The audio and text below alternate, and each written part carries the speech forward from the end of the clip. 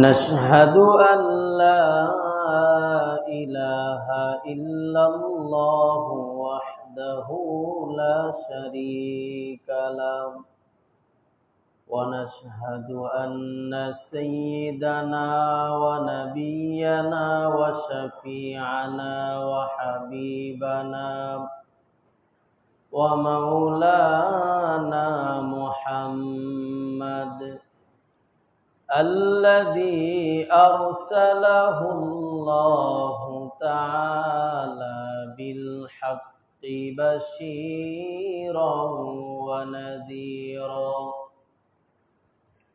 وداعيا إلى الله بإذنه وسراجا منيرا أما بعد فقد قال الله سبحانه وتعالى وعد الله الذين آمنوا منكم وعملوا الصالحات ليستخلفنهم في الأرض كما استخلف الذين من قبلهم صدق الله العظيم معزز محترم হযরত মুসল্লিয়ান ইকরাম সমস্ত তারিফ প্রশংসা আল্লাহ রাব্বুল আলামিনের দরবারে যিনি আমাদেরকে জুমার 2 রাকাত সালাত আদায়ের উদ্দেশ্যে মহব্বত খা মধ্যপাড়া আল্লাহর ঘর মসজিদে সমবেত হওয়ার তৌফিক দান করেছেন। এই জন্য মহব্বতে কালিমাতুশ শুকুর আদায় করি, বলি আলহামদুলিল্লাহ। লক্ষ কোটি দরুদ সালাম বিশ্ব মানবতার মুক্তির দিশারি নির্যাতিত মানবতার নবী, বঞ্চিত মানবতার নবী সাইয়্যিদুল মুরসালিন রহমাতাল লিল আলামিন মুহাম্মাদুর রাসূলুল্লাহ সাল্লাল্লাহু আলাইহি ওয়াসাল্লাম। এই ছেলেরা তোমরা এক পাশে যাও, তোমরা আরেক পাশে যাও। কোরআনে কারিমের অসংখ্য আয়াতে কারিমা থেকে খুতবায় আপনাদের সামনে ছোট্ট এক আয়াতের টুকরা তেলাওয়াত করেছি। উক্ত আয়াতের উপরে সংক্ষিপ্ত সময়ে আলোচনা করার চেষ্টা করব ইনশাআল্লাহ। আল্লাহ রাব্বুল আলামিন বলেন, ওয়া'আদাল্লাহুল্লাযীনা আমানু মিনকুম ওয়া আমিলুস সলিহাত, যারা ঈমান এনেছে এবং নেক আমল করেছে আল্লাহ রাব্বুল আলামিন তাদের জন্য ওয়াদা করেছেন তাদেরকে এই দুনিয়ার নেতৃত্ব দান করবেন। সুবহানাল্লাহ। কামাস্তাখলাফাল্লাযীনা মিন ক্বাবলিহিম, যেমন নেতৃত্ব দান করেছিলেন পরবর্তী উম্মতদের। গত জুমায় বলেছিলাম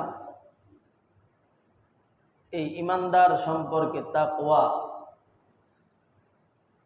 ইয়া আইয়ুহাল্লাযীনা আমানুত্তাকুল্লাহ, আল্লাহ রাব্বুল আলামিন মহব্বতে ডাক দিয়ে বলতেছেন যারা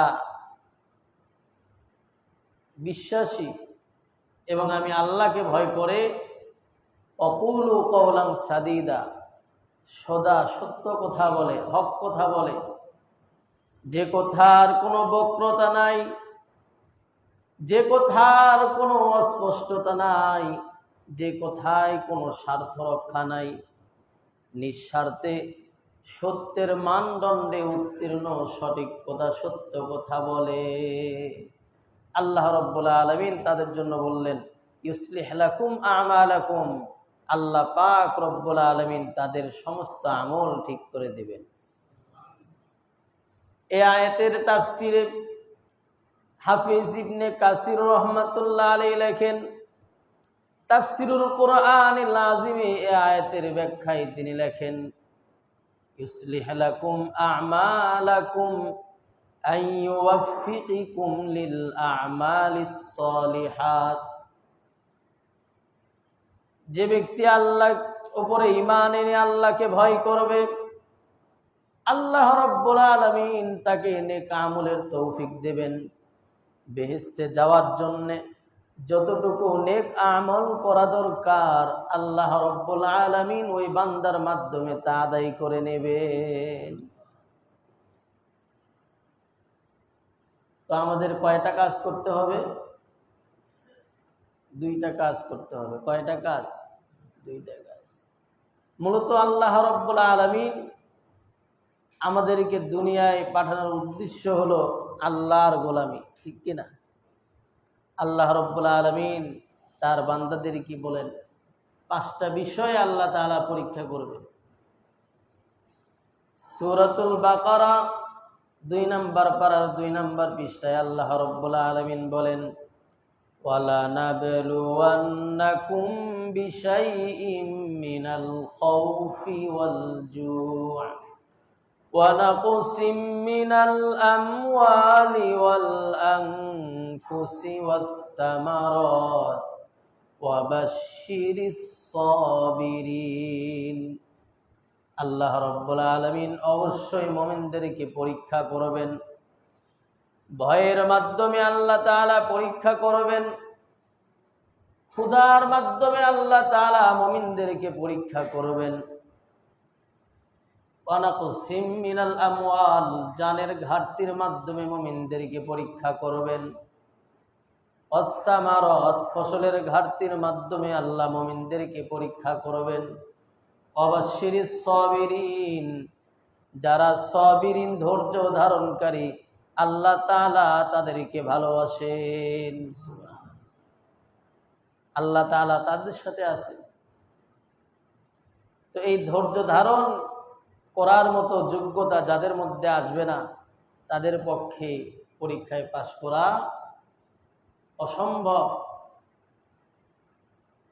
আল্লাহ রাব্বুল আলামিন বলেন, যারা দুনিয়ায় এই ধৈর্যে পরীক্ষায় পাশ করবে আল্লাহ রাব্বুল আলামিন তাদেরকে 2টা পুরস্কার দেবেন। কয়টা পুরস্কার? কোরআনে কারিমে সূরা ইউনূসে 62 নম্বর আয়াতে আল্লাহ রাব্বুল আলামিন বলেন, আলা ইন্না আউলিয়া আল্লাহি লা খাউফুন আলাইহিম ওয়ালা হুম ইয়াহজানুন আল্লাযীনা আমানু ওয়া কানু ইয়াত্তাকুন লাহুমুল বুশরা ফিল হায়াতিদ দুনিয়া ওয়া ফিল আখিরাহ লা তাবদীলা লিকালিমাতিল্লাহ যালিকা হুয়াল ফাওজুল আযীম। যারা আল্লাহ তাআলার ওলি তাদের কোনো পেরেশানি নাই, তাদের কোনো চিন্তা নাই। আল্লাযীনা আমানু ওয়া কানু ইয়াত্তাকুন, যারা ঈমান এনেছে আল্লাহকে ভয় করে, আল্লাহ রাব্বুল আলামিন লাহুমুল বুশরা ফিল হায়াতিদ দুনিয়া ওয়া ফিল আখিরাহ, তাদেরকে দুনিয়ার জীবনে, পার্থিব জীবনে, পরকালীন জীবনে আল্লাহ তাআলা তাদেরকে বিজয়ী দান করবে। দুনিয়ার পুরস্কার, পরকালের পুরস্কার। আল্লাহ রাব্বুল আলামিন বলেন, ইন্নামা ইউওয়াফফাস সাবিরুনা আজরাহুম বিগাইরি হিসাব। আল্লাহ রাব্বুল আলামিন ওই সমস্ত ঈমানদারদেরকে বিনা হিসাবে আল্লাহ জান্নাত দান করবে। তাহলে এই আয়াতে খাউফ বলা হয়েছে। 4 মাযহাবের ইমামদের মধ্যে একজন ইমাম শাফি রহমাতুল্লাহ আলাইহি এই আয়াতের ব্যাখ্যায় লেখেন, এখানে খাউফ দ্বারা উদ্দেশ্য হলো আল্লাহ তাআলার ভয়। কার ভয়? কোরআনে কারিমে ভয়কে বলা হয় খাউফ। এই ভয় শব্দকে বলা হয়েছে তাকওয়া। ভয়কে কোরআনের ভাষায় তাকওয়া। আরেক জায়গায় এসেছে খসিয়া। খসিয়া মানে আল্লাহকে ভয় করা, আল্লাহর ভয়।